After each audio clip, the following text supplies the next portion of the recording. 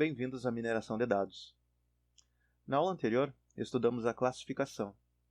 Aprendemos que a classificação trata da descoberta de um modelo preditivo para valores categóricos. Em outras palavras, construímos um modelo descritivo para um atributo em função dos demais atributos do conjunto de dados.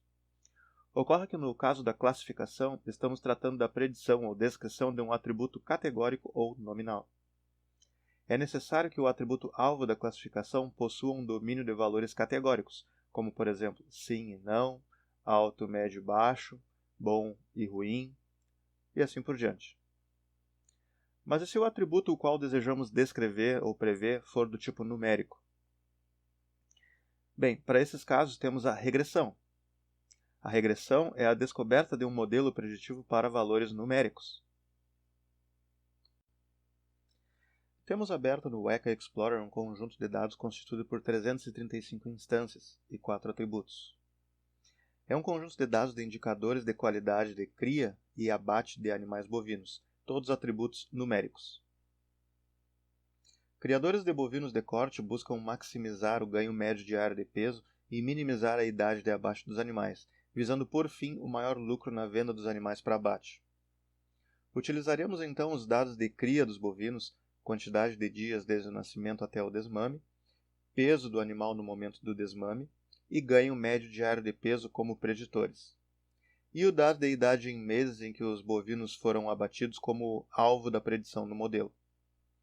Iremos criar um modelo que descreve a idade de abate em função dos demais atributos de cria. Um modelo desse tipo é importante para que um criador de bovinos tenha suporte à decisão sobre o melhor momento para a venda dos animais. Entende-se que quando o modelo identificar a idade de abate ideal para um animal, com base em suas características de cria, o animal pode ser vendido com otimização de lucro. Ou seja, com base em dados de cria, podemos prever a idade ideal para a venda dos animais. Inspecionemos então os atributos. No caso, a quantidade de dias desde o nascimento até o desmame, temos um domínio de mínimo 61 e máximo de 520, média de 188, desvio padrão de 59. Peso do desmame vai de 44 a 260 kg, com média de 144, desvio padrão de 41. E ganho médio diário de peso com mínimo de 0,3, máximo de 0,7, média de 0,5 e desvio padrão de 0,06.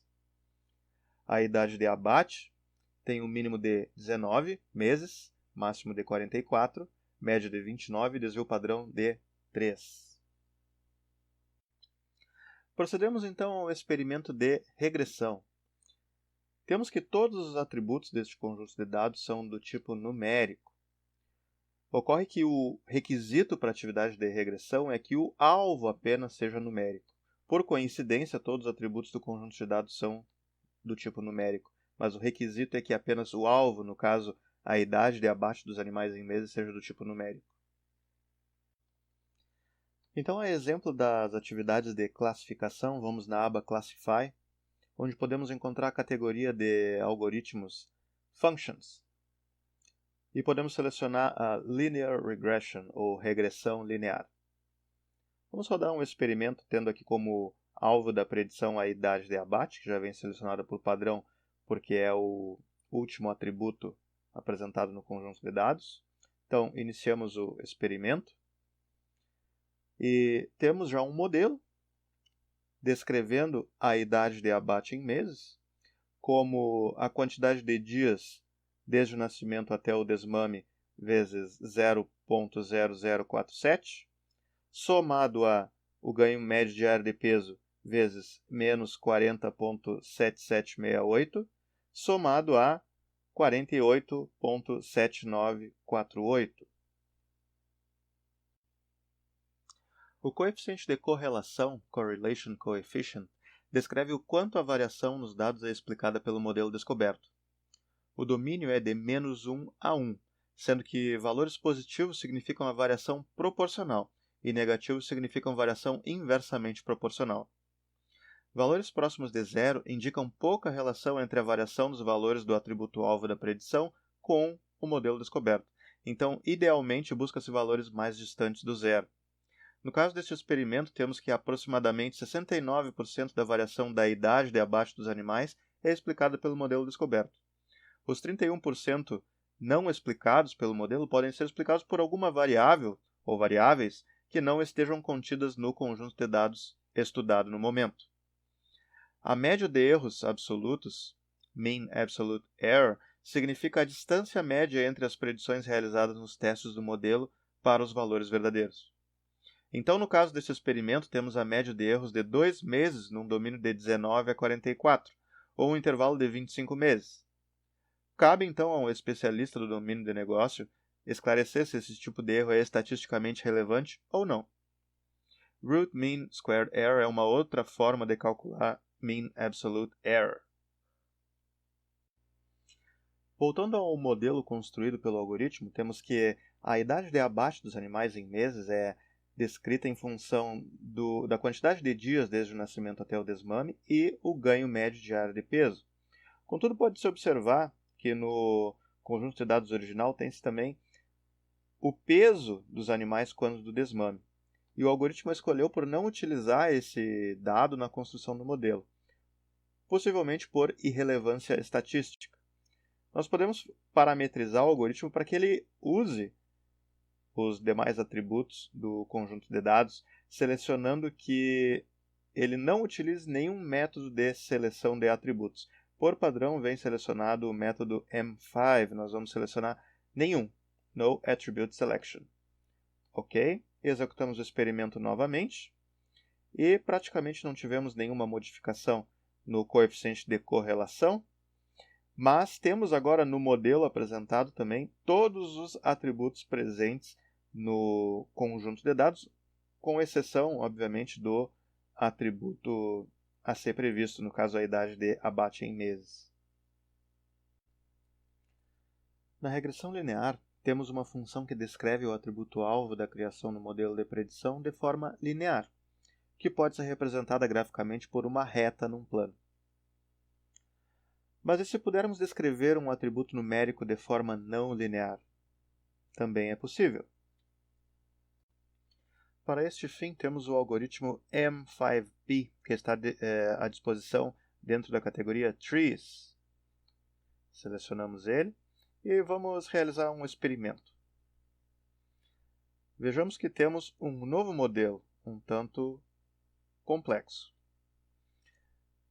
Contudo, nosso coeficiente de correlação teve uma melhora em comparação com aquele gerado pela regressão linear, que tinha 0.6904. Com o algoritmo M5P, tivemos 0.7375. Esse algoritmo é capaz de criar uma árvore de regressão, ou seja, nós temos uma árvore de decisão e nas folhas, ao invés de valores previstos, temos modelos de regressão. Então vamos ver o que esse modelo nos diz. Temos que, para animais cujo ganho médio diário de peso é menor ou igual a 0.462, utilizaremos o modelo de regressão 1. E para aqueles cujo ganho médio diário de peso for maior que 0.462, utilizaremos o modelo 2. Quais são esses modelos? Então temos a descrição deles aqui.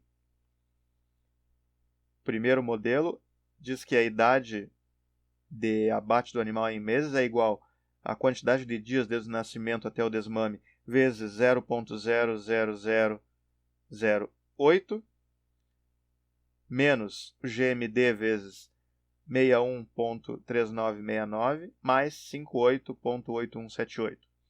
O modelo 02 diz que a idade de abate em meses é igual à quantidade de dias entre o nascimento e o desmame vezes 0.0003 menos o ganho médio diário de peso vezes 22.0165 mais 39.4565. Lembrando que o coeficiente de correlação deste modelo é 0.7375 e o erro absoluto médio 2.0367. Na aula de hoje, estudamos a regressão e aprendemos que ela serve para a construção de modelos descritivos ou preditivos para valores numéricos. Realizamos algumas aplicações práticas da regressão linear e da regressão não linear, com a criação de uma árvore de regressão, comparando os resultados apresentados pelos dois métodos. Na próxima aula, estudaremos a descoberta de regras de associação e como podemos aplicá-la na detecção de padrões frequentes. Espero que todos fiquem bem e até lá!